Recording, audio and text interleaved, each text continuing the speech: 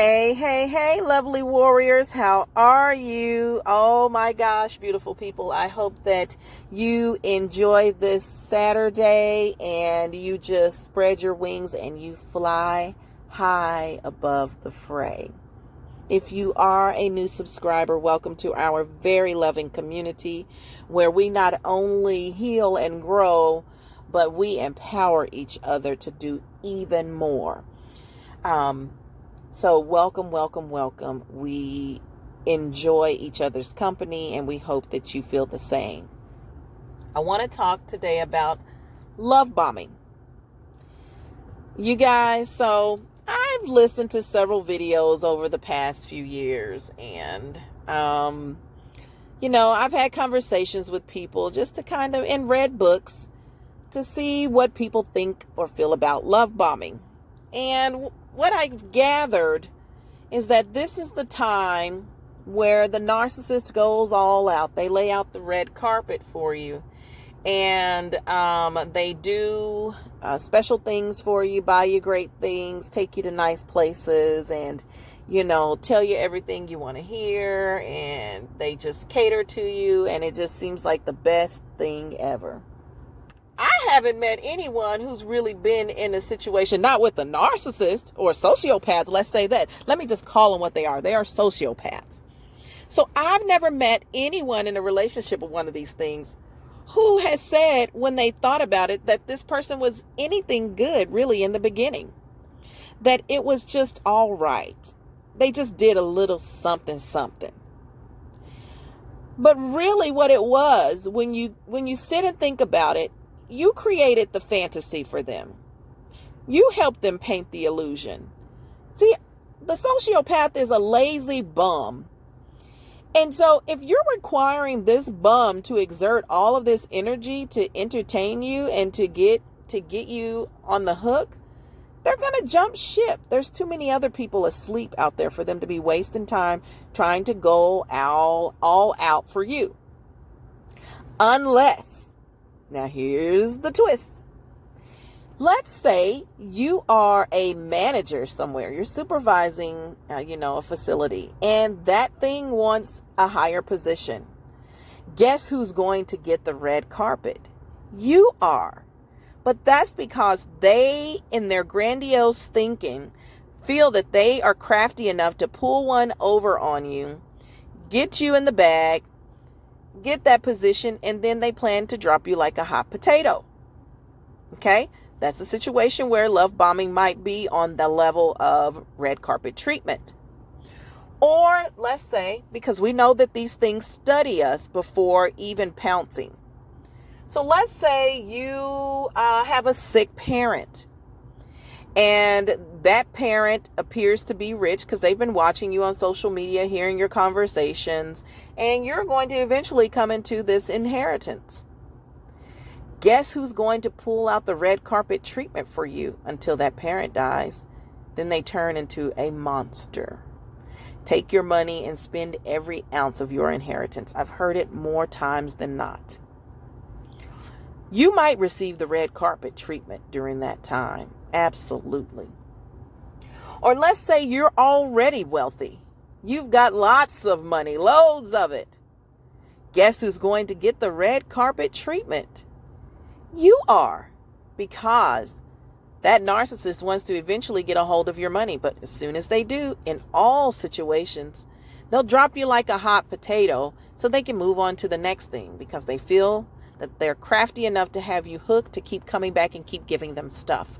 But they want more stuff. They're never satisfied. So even though they've love bombed you during that time, if it takes your parent too long to pass away, they'll jump ship and then come back to save the day, so they say. And or if you're not really giving up the bank account information or letting them use your debit card, to go put gas in their car or whatever, then they'll probably jump ship and come back, another day when something bad's going on in your life. So these jokers are not exerting energy like it's being told. We helped create that fantasy. We took the little bit of whatever they gave us because they always find people who just really sometimes are just lonely. It doesn't mean there's really something that's off with you. You're lonely. And they know with lonely people, lonely, good, happy people, it doesn't take much. Just a little bit of attention will go a long way. So they need people like that. Those people who are high maintenance, they're not messing with you. They're just not going to do it. And so, because, the high maintenance folks, you got to you better walk up to them with red carpet. If you don't, you're out. And so they're really, inverted narcs or, whatever, overt. And so, but anyway, the narcissist is picking the nice, kind person who doesn't really require a lot from people, and because they ain't got nothing to give. How about that? And so, love bombing, that's what it is. It's okay. It's all right. There's not really much going on. And we, in the beginning, felt like it was. But again, when you look back at it, it really wasn't anything. It was a bunch of future faking. They painted all of these pictures. Yeah, let's be together. I'll just say example for mine. I wanted to do a farming. So my ex always wanted to talk about farming. And we went to go see bison and how, much they sell and ask questions. And we went all over to talk about things. And so, oh yeah, we went out. We future faked on wheels, let me tell you guys. But it didn't go anywhere. He had no intentions on doing anything. He just thought I was someone who could take him to the next level financially. And so, why not? But I was not compliant.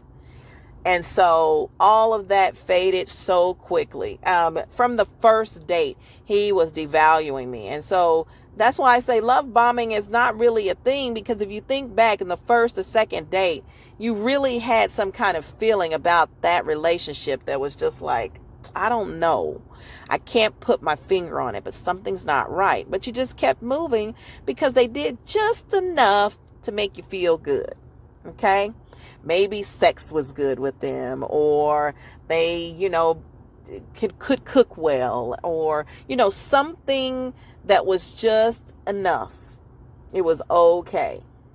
And that's all love bombing is for the most part. Again, even if in those scenarios that they have something to gain from it, well, usually they do want something from every partnership. Every involuntary membership into their cult, as Joy from Pink Girl Teaches would say. So from every involuntary member, they want something. But if you've got like the big ticket items, then you might have a story where in the beginning, we had the horse and the carriage, but it faded so quickly that you can't even remember mostly what happened. It's sort of a blur.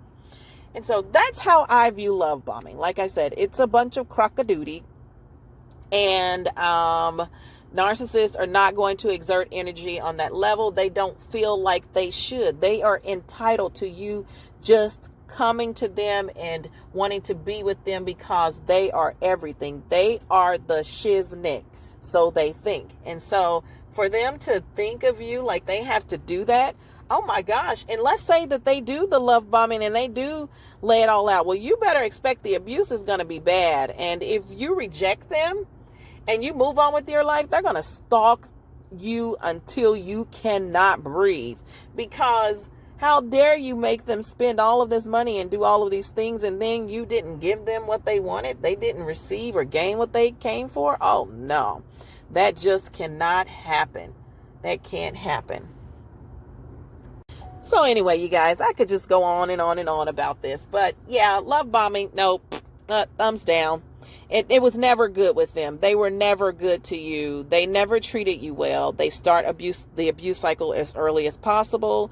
And this is why many of them want to get married quickly, or they want you to move in. They would prefer for you to move in because they really don't like marriage. But they want you to move in, and they want to get, the supply pregnant, or the if it's a female narc, she wants to get pregnant so that they can, they Kids are used as hooks for the female narc, is so she can get that child support check, and for the male narc, it's just so he can keep coming back in and out. So, you know, you might get a little good treatment. You know, they might buy you a soda and a bag of chips, you know, for the winter, so they can have a place to stay. And then, you know, they just, whatever the smallest thing that they can do to get your attention and make you feel good, that's what they're going to do. Anything else, they're going to find someone else to meet that need. Trust me. So don't think of love bombing or the first situations as anything other than a con artist doing its thing. That's it. And that's my take on love bombing. Take it or leave it. God bless you, lovely, beautiful people. Take good care of yourself. Love yourself well. Do not deal with people who present deal breakers to you. Let them go. Live your life to the fullest. You only get one, so love it, live it loudly, and share your story. Tell your truth, and don't give two you-know-whats about any fly monkey or anyone who's trying to tell you that is not true. You need to be quiet, all that. Speak loud. Come to North of the Fray on Mondays and Wednesdays at 9:15 p.m., and I will give you the mic to tell it. All right? Love you so much, you guys. Take good care of yourselves. Have a very happy weekend. See you Monday.